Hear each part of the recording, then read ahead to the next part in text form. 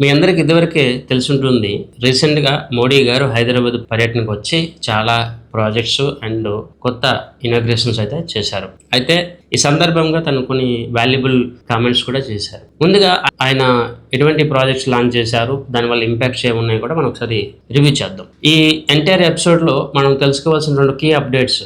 ఆయన జహీరాబాద్ నిమ్స్ సంబంధించి ఒక ప్లాంట్ సంబంధించి అక్కడ డెవలప్మెంట్ కోసం అని చెప్పి కొంత శంకుస్థాపన వరకు అవన్నీ కూడా ఆయన చేశారు. ఇది ఒక గుడ్ న్యూస్. జహీరాబాద్ నిమ్స్ సంబంధించి ఒక గుడ్ న్యూస్. అదేవిధంగా పిఎం మిత్ర టెక్స్టైల్ సంబంధించి వరంగల్లో టెక్స్టైల్ రిలేటెడ్ ఒక డెవలప్మెంట్ ప్రాజెక్ట్ కోసం శంకుస్థాపన అయితే చేశారు. ఈ 2 ఇండస్ట్రియల్ పర్పస్ లో కొన్ని గుడ్ న్యూస్. అదేవిధంగా రోడ్ కనెక్టివిటీ, రైల్ కనెక్టివిటీ సంబంధించి కూడా కొన్ని కీ ఇనాగ్రేషన్స్ అయితే చేశారు. అయితే ఇవి కాకుండా తను కొన్ని పొలిటికల్ రిలేటెడ్ కామెంట్ కూడా చేశారు. ఆయన ఏం చెప్పారు అంటే, గుజరాత్కి మేము ఎంతైతే ఫండ్స్ ఇచ్చామో తెలంగాణకు కూడా అంతకు మించి ఎక్కువగా ఇచ్చాము అండ్ ఇస్తాము, తెలంగాణకి మేము పూర్తిగా సపోర్ట్ చేస్తామని చెప్పారు. మీరు ఒకవేళ గమనిస్తే ఆ రోజు ఆ ఈవెంట్ జరిగిన సందర్భంలో కాంగ్రెస్ నేత అయిన సీఎం రేవంత్ రెడ్డి, అటు బీజేపీ పీఎం అయిన మోడీ ఎక్కడ కూడా ఎటువంటి నెగిటివ్ ఒపీనియన్స్ లేకుండా చాలా వరకు ఒక మంచి రిలేషన్స్తోని, ఒక గుడ్ రిలేషన్తోని ఉన్నారు. ఇది చాలా చాలా పాజిటివ్ థింగ్. జనరల్గా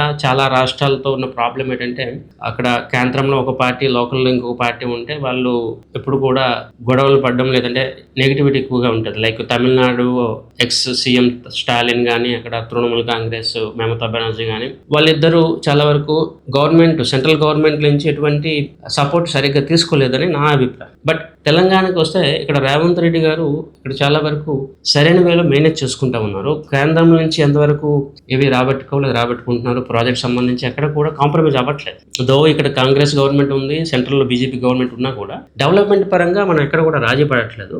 వీలైనంత వరకు RRR సంబంధించి, ఇతర రోడ్స్ డెవలప్మెంట్ సంబంధించి చాలా విషయాల్లో మనం సెంట్రల్ గవర్నమెంట్ నుంచి మనకి రావాల్సిన సపోర్టు ఇది కూడా మనం తీసుకుంటా ఉన్నాము. ముఖ్యంగా గమనిస్తే డెవలప్మెంట్ సంబంధించి, ప్రాజెక్ట్ సంబంధించి చాలా వరకు ఒక ప్రోగ్రెస్ అయితే మనం చూస్తూ ఉన్నాం. అయితే నేను ఒక కామెంట్ చేయదలుచుకున్నాను. మీరు ఒకవేళ గమనిస్తే తెలంగాణలో హైదరాబాద్తో పోటీ పడగల ఇంకొక సిటీ, ఇంకొక ఏరియా ఏదైనా ఉంది అంటే అది నెక్స్ట్ మీకు వరంగల్ అని నేను లాస్ట్ టైమే చెప్పాను. అండ్ రీసెంట్ టైంలో మీరు గమనిస్తే ఆ డెవలప్మెంట్స్ ఇవన్నీ కూడా అదే కన్ఫర్మ్ చేస్తూ ఉన్నాయి. నెక్స్ట్ 5-10 yearsలో మీకు హైదరాబాద్కి అల్టర్నేటివ్గా లేదా ఒక రిప్లేస్మెంట్ జోన్గా ఏదైనా మారుతుంది అంటే అది వరంగల్. అండ్ వరంగల్ సంబంధించి టెక్స్టైల్ అండ్ ఇతర చాలా వరకు డెవలప్మెంట్స్ లేదంటే ఇండస్ట్రియల్ హబ్స్ కూడా రాబోతా ఉన్నాయి. సో ఇది తెలంగాణకి అండ్ వరంగల్ ఏరియాకి చాలా వరకు పాజిటివ్. అండ్ హైదరాబాద్ సంబంధించి కూడా మనం పాజిటివ్గానే అనుకోవచ్చు. ఎందుకంటే ఇక్కడ కేవలం ఇండస్ట్రియల్ డెవలప్మెంట్ అనేది కాకుండా రోడ్ అండ్ ఇన్ఫ్రాస్ట్రక్చర్ సంబంధించి కూడా చాలా పెద్ద ఎత్తున ఇన్వెస్ట్మెంట్స్ అండ్